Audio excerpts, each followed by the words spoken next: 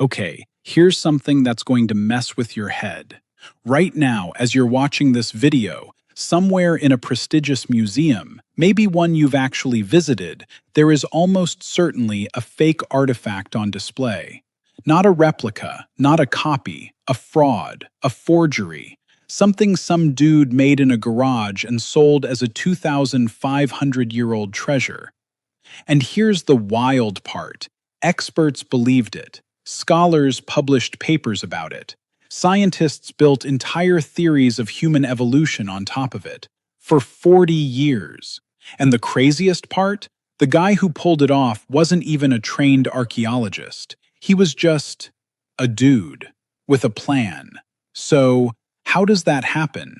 And how many more of these frauds are still out there right now, hiding in plain sight behind velvet rope? Before we get into the full story, and trust me, every single one of these cases gets weirder, I want you to know that by the end of this video, you're going to know something most people walking into a museum will never figure out. You're going to know exactly how these scams worked, who ran them, who got fooled, and, honestly, the uncomfortable truth about how we still haven't fully fixed the problem.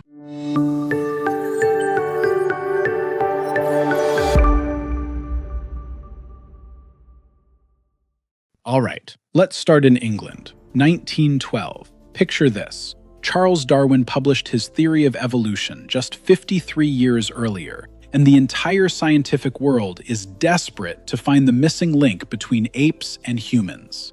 Like, scientists are practically begging the Earth to give them a fossil that proves we evolved from a common ancestor. And then, boom, enter Charles Dawson. Dawson was an amateur archaeologist, and look, no shade to amateurs, some of history's best discoveries came from enthusiastic non-professionals. But Dawson had a peculiar talent. He'd been quietly submitting fake artifacts to the British Museum for years. Nobody connected the dots. So in 1912, in a gravel pit near Piltdown village in Sussex, England, Dawson shows up with skull fragments. Fragments he claims prove the missing link between apes and humans exists. The scientific establishment goes wild.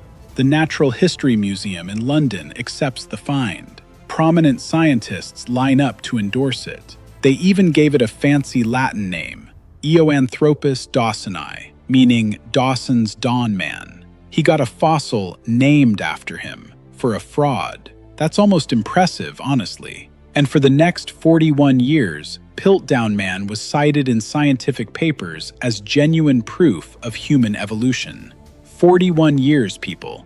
That's not a quick oops. That's a generational scientific lie. An entire generation of students learned about Piltdown Man in school as real.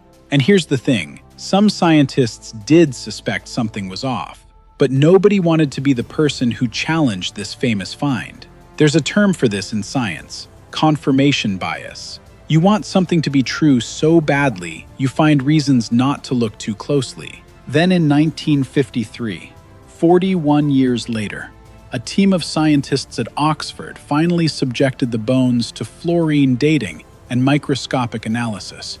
And oh boy, the jaw? It belonged to a modern orangutan. Not ancient, modern. The skull? Human, but only about 600 years old, basically medieval. The teeth had been filed down to look flat and human, and everything had been stained with chemicals, iron sulfate and chromic acid, to fake the appearance of age. It was an art project.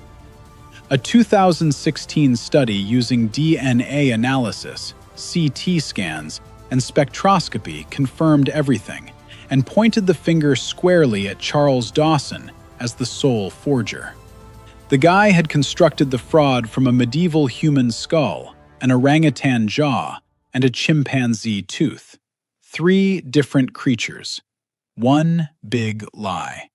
That's actually kind of creative in the worst possible way. Okay, pause for a second, because I genuinely want to know this. If you discovered that an exhibit at a famous museum you'd visited was a proven fraud, would you feel betrayed? Or would you think, hey, science corrected itself, that's how it works? Drop your answer in the comments right now. Honestly curious. And while you're down there, I'll tell you that the next case makes Piltdown Man look like amateur hour. Okay, we're going to Japan now. And I want you to picture this guy, Shinichi Fujimura. No formal education in archaeology, just a passionate amateur who joins an archaeological dig in the 1970s. And this man starts finding things, like a lot of things. Ancient stone tools from hundreds of thousands of years ago. Things that push back the timeline of human habitation in Japan by literally hundreds of thousands of years. Japanese scientists and the media go crazy for this guy. Newspapers call him God's hands, like he literally had divine powers of discovery. He found ancient tools at nearly 180 different sites across Japan. He was rewriting Japanese prehistory with every dig. Textbooks were updated. Museums built exhibits. His findings were presented as fact in the Japanese national curriculum. But here's the thing. Some archaeologists were quietly skeptical. The artifacts always seemed to turn up in perfectly preserved condition. The sites always yielded exactly what researchers hoped to find. And, peculiarly, Fujimura always seemed to find the most important objects on the first day of digging, which, if you know anything about real archaeology, is incredibly suspicious. Real digs are slow, tedious, and yield mostly pottery shards and animal bones for weeks. In October 2000, journalists from the Japanese newspaper Mainichi Shimbun decided to investigate. They planted hidden cameras at one of Fujimura's upcoming dig sites. And what they filmed, what they actually captured on video, is one of the most jaw-dropping moments in the history of archaeology. Early in the morning, hours before the official excavation began, Fujimura arrived at the site alone, and he reached into a bag, and he started carefully burying artifacts in the ground, artifacts he had brought from elsewhere. Then he walked away and waited for the dig to begin. When they published the photos and footage, Japan went into complete meltdown. This wasn't just embarrassing, this was a national crisis. Fujimura was expelled from the Japanese Archaeological Association. A 3-year review concluded he had planted fake artifacts at 42 separate excavation sites. The association formally stated that none of Fujimura's objects were correctly dated. Some even bore marks from modern metal tools. The entire prehistoric timeline of Japan, rewritten because of one man's ego, had to be walked back. Now, here's where it gets really interesting. Because so far, we've been talking about individuals being fooled. But what happens when one of the most prestigious, well-funded museums in the world, a museum with a team of the best art experts money can buy, gets fooled? Welcome to the Getty Museum, Los Angeles, California, 1985. The Getty was offered a kouros. That's a type of large, ancient Greek standing nude male statue. Very specific style, very recognizable to art historians. This one was supposedly from around 530 BC, about 2,500 years old. The price tag? $10 million. Now, the Getty didn't just say, sure, here's the check. They spent 14 months running tests. Geologists examined the marble. Scientists ran tests called stylistic analysis. Lawyers verified the provenance documentation. And after all of that, they bought it. And then, within days of the statue going on display, the world's top Greek art experts started looking at it.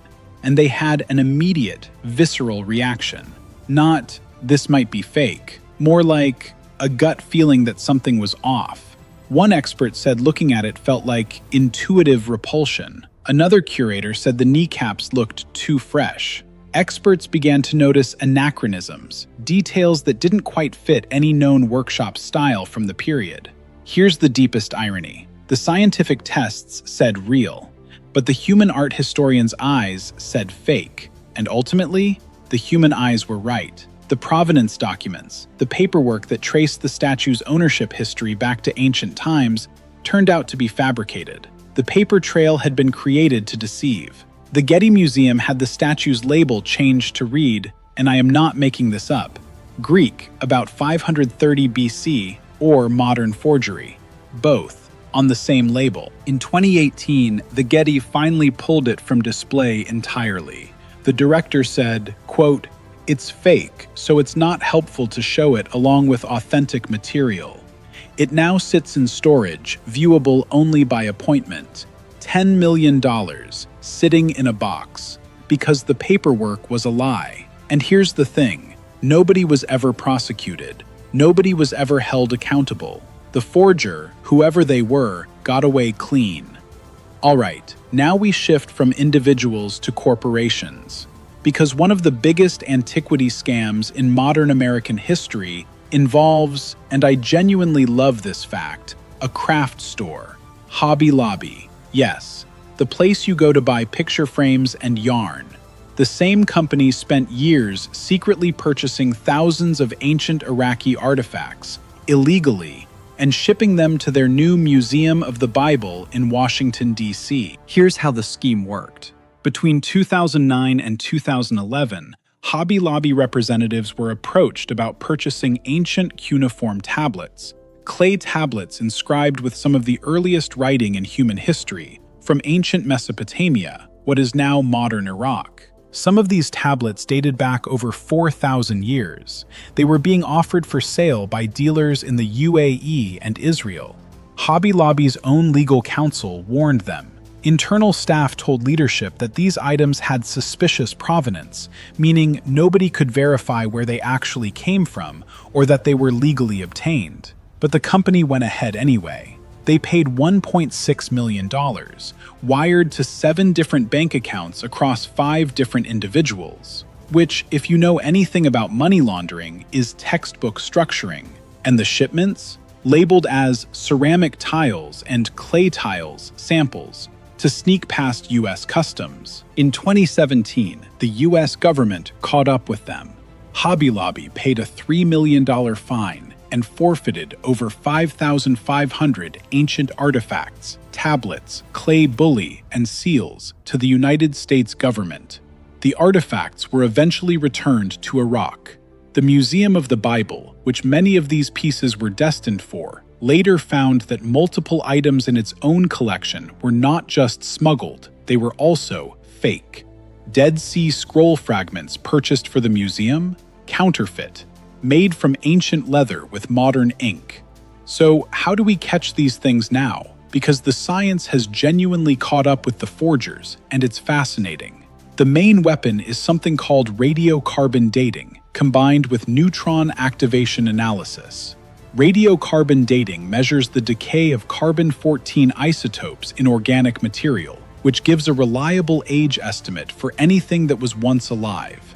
Stone tools can't be carbon dated, but the organic residue on them can be. Then there's neutron activation analysis. You basically bombard the object with neutrons and measure the gamma radiation it emits. Different materials from different geological regions produce completely unique elemental signatures, like a fingerprint. If a Greek statue is supposedly from Athens, but its marble has the elemental fingerprint of, say, a quarry in Turkey, that's a problem. For the forger, I mean. Very much a problem. And then there's the most human detection method of all, provenance research. The simple act of asking, where has this object been? Who owned it before? Where is the paper trail? Because most forgers are incredibly good at making an object look old. But creating a believable 2,000-year paper trail of ownership history, that's where they almost always slip up. The Piltdown Man had no real provenance. The Getty Koros had fake provenance. The Hobby Lobby tablets had no provenance at all. Here's the uncomfortable truth that nobody in the museum world likes to talk about. Estimates suggest that somewhere between 10 and 20% of antiquities in major museum collections may be either fake or illegally obtained. Not 10% of shady online dealers, 10 to 20% of the actual museums. Researchers at Macquarie University noted that uncovering fakes is critical for setting the historical record straight, because every fake that gets accepted pushes real history slightly in the wrong direction. And online, it's even wilder. A 2017 study reported that up to 80% of antiquities for sale on the internet at any given time are either counterfeit or illegally looted. 80%. There are reportedly at least 100,000 antiquities valued at over $10 million listed online at any moment. And a significant chunk are feeding black markets, some of which, during the height of ISIS's territorial control, were being systematically looted from ancient sites in Iraq and Syria and sold directly on social media. So here's where we land. The Piltdown Man fooled the world's best scientists for 41 years because we wanted it to be real. Fujimura buried fake artifacts at 42 sites because nobody wanted to challenge a celebrity. The Getty paid $10 million because paperwork said it was fine. Hobby Lobby smuggled 5,500 artifacts because the profit motive was bigger than the legal risk. Every single case comes back to the same thing: human desire overriding critical thinking. And the science that exposed all of them? Carbon-14 dating, neutron activation, DNA analysis, CT scanning.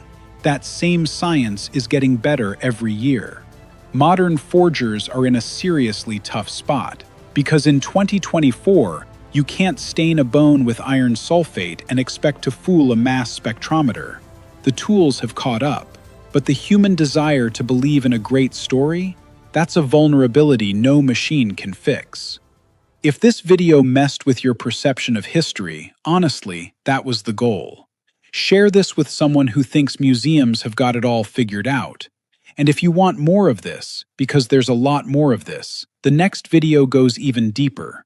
The black market antiquities trade is worth an estimated $10 billion a year, and it's bigger than you can imagine. Click right over here. I'll see you there.